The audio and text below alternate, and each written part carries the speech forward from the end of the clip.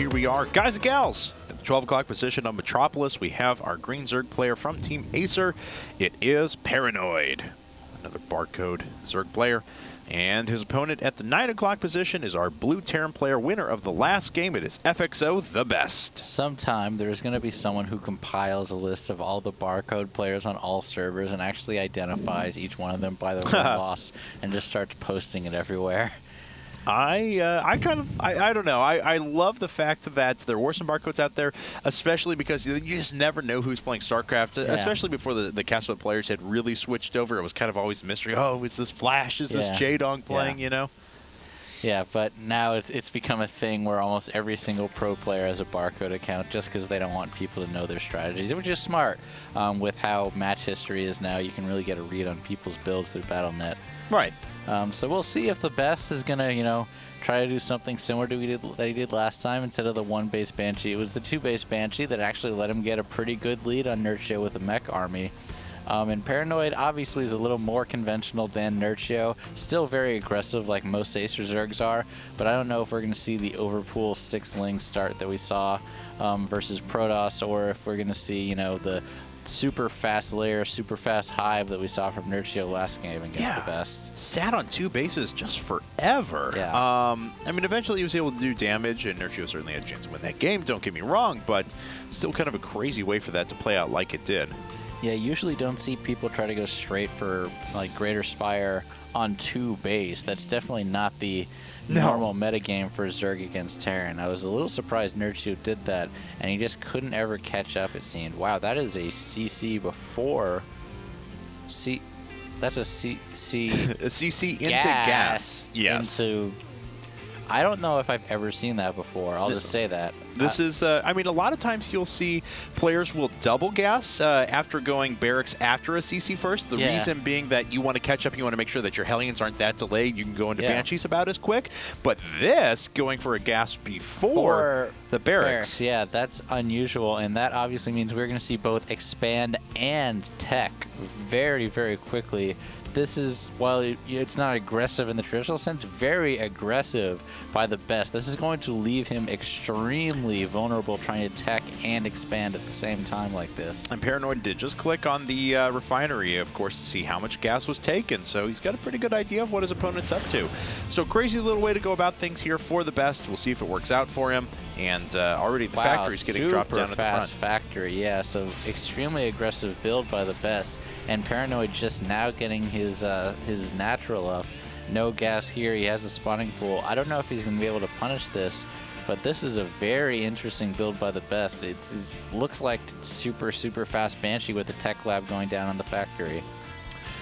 Yeah, let's see here, though, as... on the barracks. But yes, it's the same result, though, and he does have a second gas coming up, so I have to agree with you. I think it's likely that we're going to see at Starport here in just a second, 1100 gas just in time, just when this factory does finish up. So, very well-timed build.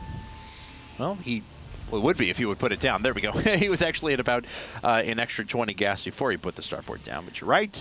And as we can see here now, the double gas coming up once again for ParanOid, and this is pretty normal stuff. 4 Queen into double gas right afterwards with the Roach Warren coming out right now. I'm surprised he didn't put down the 3rd base, then the Roach Warren, but it's looking pretty standard stuff. This actually looks like it's a little bit aggressive that he's going to, make some roaches and try to do some damage to the best, which isn't that uncommon.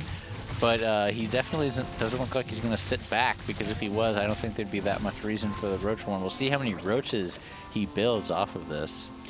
Well, he does have 7 drones on the way now, just continuing to drone up afterwards. As we can see, though, the best going right back into Cloaked Banshees again. It's nice that this has come back into the metagame, though, because I feel sorry for the best for a while. Yeah, I know. He was doing... Now everyone does this, so it doesn't look that weird. 3 queens for ParanOid going to fight that off, but no evolution chamber, and while... Oh, he is going very fast layer, though. So, once again.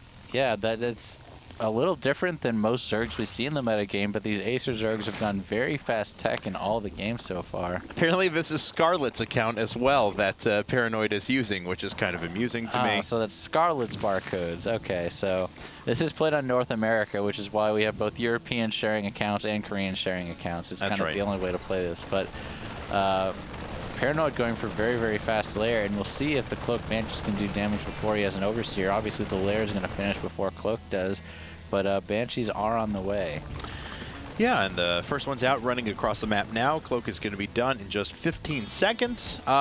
Quick third gas coming up for the best at the moment, though, and he is continuing to make sure he walls in this bunker up the front. I really love seeing players do this. I mean, this was a lot more useful whenever you had those big, like, 16-ling speedling run-bys at the beginning of TVZs, but it still certainly has its place. Yeah, no Overseer yet, so he's going to get quite a few drones before... oh, wow, he actually built one. There we go. So he did build one in anticipation of the Banshees. I didn't actually see it in the production tab. My apologies. Very good reaction time, and he gets the Banshee out of there. I think he only lost 2 drones. Yeah. Yeah, so just the first one was a scouting drone. So, yeah. Very good reaction time by Paranoid reading the best build, and he went Cloak Banshees all for naught from the looks of it. Not even going to build a second one, going straight for Vikings. And we finally have a third base coming up for Paranoid, but as we said, he's on Infestation Pit, Lair, everything in place, multiple upgrades before he ever does hit that third base. So now we can see, though, the best.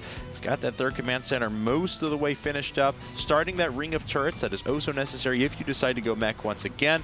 And don't believe we've seen an engineering base, so I think we'll be staring down, of course, oh, no, there is an engineering base. But yeah, he hasn't started +1 yet, so this is almost definitely mech. Yep. 3 turrets already, which is huge indication of mech, because he definitely hasn't seen any air from Paranoid yet. And there it is, first Thor coming out, upgrade, and Viking. So we are going to see mech, and Metropolis is a pretty good map for it. You can defend all 3 of your bases relatively well with siege tanks. All right, well, looks like the Banshees tried to swing in. Sorry, they did take some damage there. May have been able to nab another Queen, but that was about it, as the Banshees do eventually have to run out of there. But they get a good read on what Paranoid's up to. They see the third base finally. They see how delayed it is, so the best knows this is going to be tech. And seeing 2-base super high tech like this against quick Thors just makes me feel that this game's like a year and a half old, but I love it. That's 4 factory, so that's really, usually you wouldn't see 4 factories before he has a third. That's quite a few. I wonder how many of those are going to be for Hellions and how many of those are going to be for Thor/tank, because I don't know if you can really support 4 factories with all tech labs on them. That's very interesting. And actually, there's, yeah, those factories are just finishing up. 2 of them don't have add-ons ready, but that's okay. And he's investing into his Thors so early on. Thor's continued Banshee production +1 weapon, so be a very, very high DPS army. Yes. But it is susceptible to a couple of different counters, namely Infested Terrans and some Speedlings. Yeah, but there's the Hellions. Yeah, finally getting Hellions. No Blue Flame yet. Obviously, he hasn't even started that. And he also hasn't started Siege mode yet. No tech upgrades. And he hasn't even made a siege tank as well, so this is pure Banshee Okay, there finally siege mode is starting, but right now it's pure Banshee Hellion Thor. He's going to finally get some siege tanks, which he will need against the Infestors very, very badly. Yeah, he's going to need Blue Flame Hellions in a second as well, so I would expect that to be his next upgrade. Second Armory is on the way. And there it is, Hive again. Yeah, so Paranoid, just like his teammate Nerchio, pushing ahead to super high tech very early on, but doing it mostly off of 2 bases. Yeah, so he is going to have the relatively, or it's almost standard for Acer Zerg's 15-minute Broodlords, which seems kind of quick, but they have all done it in each and every single game. But the best, we'll see what kind of damage he does with his mech army. Oh, he is getting a quick Raven. I think that's more for creep tumor spotting than anything, so that he doesn't have to use scans. But I really like seeing that anyway. Yeah, it provides so much utility. Auto turrets when the situation calls for it. The detection is built in. You also have point defense drones, depending on what you're seeing out there, like Corruptors. So it really does provide a lot of utility, especially as we've seen the best really does like the heavy air units as well. I think going into Heart of the Swarm, we'll see a lot more Raven play simply because there's so many more burrowed units that you have to see. We have a pretty good fling run by going to the third of the best, and it looks like he's a little bit out of position to stop that. Ooh, that's a lot of Infested Terrans coming out too below the Banshees. Yeah, and pretty good fungals on top of the Banshees as well, so both of those die very quickly, and it looks like Paranoid has actually retreated with all of his forces, but he almost gives up this base. How many workers did he lose? 18 already. Wow, that's quite a few, and he does have Hellions now to clean this up. Still no Blue Flame. Blue Flame hasn't even started yet from the looks of it. And, you know, that's just a scout barracks in there, but it looks like ParanOid's in pretty good shape. Yeah, going for that Ultralisk Cavern, so that's going to be his tier 3 tech of choice. We'll see Spire shortly after this because he needs the threat of the tech switch in a bit. Oh, but if Fungal could catch a lot of those Hellions, he manages to grab 4 of them. Certainly would have hoped for more. But I'm not sure what he's doing at the moment or why his attention is so occupied, because he's going to lose a couple of Infestors if he doesn't watch out. Oh, and he might lose these Banshees as well. Okay, it looks like ParanOid's just going to do a full retreat, though. Oh, well, he's hanging around to get the Banshees at least, and he is going to be able to take those out with the Fungal Growth. Very well done by ParanOid. Yeah, catches the last unit there. The Thor's actually all very low in health. If he had been able to pick up a Thor or two, it would have been especially worth it. As it stands, ParanOid still, it was all right for him. He's got a 4th base. He's got a ton of resources saved up. Too much, actually. He needs to start macroing a little bit better. I'm assuming that we're going to see some Ultras start to come out. There's no other reason to save that much money. But yeah, 6 Ultras now in production. There you go. So I guess he's opting for Ultras instead of Broodlords. He just saw Nurtio lose to the same army composition. He decided Ultras were his unit of choice instead of the Broodlords. People always joke that Ultras are the way to lose the game, but Nurtio didn't win it with Broodlords. So, you know, we'll see what the Ultras can actually do against this mech army. And I like that Ultras have become a little bit more of a mainstay in Zerg armies recently, because they are actually very good if you use them right. Yeah. Ultras are not good by themselves. By themselves, they are not great. But with Infestor Ling, they are very strong units. Well, this Banshee's very low in health, and it looks like we're setting up for a flank. No, maybe just a straight-out run by here. There we go. Going to sneak around the side and try and catch some reinforcements, wow. it appears. 2 tanks for free right there. Now the Ultras come, and we'll see if he can do any kind of damage with it. Many Ultras. Ooh, good use of the auto turrets to buffer. He's not really microing the Ultralisk, but the Lings are getting the tanks in the back, and they're going to get a ton of them, and it looks like he's actually going to be able to clean up this whole army. Yeah, the Lings are your primary damage dealers here. I mean, the Ultralisk, certainly they can soak up a lot of shots. They can get some nice AoE and take out a few clumped units and things like that, but it was that Ling run by that really was the star there for ParanOid. And that put ParanOid up 70 supply. He took out the entire army, and he really didn't lose that much there. Only a few Ultralisks and maybe a few Infestors, and now he has stopped mining at the 3rd base once again. It might actually burn down. That's a lot of Blue Flame Hellions, but of course Ultras don't care if they're Blue Flame Hellions or not. They will kill them. I mean, this is pretty good control from the best so far. He gets in a nice little choke point, but of course there is AoE from these Ultralisks, and they are able to swipe and do a ton of damage. Yeah, the best not looking good shape after he lost all of that. He doesn't have tanks or Banshees. Loses his natural. He's probably going to lose his 3rd as well. Still burning, nothing repairing it. These Hellions are not enough to get rid of the Ultras. 1 Banshee and 1 tank are not going to get it done either.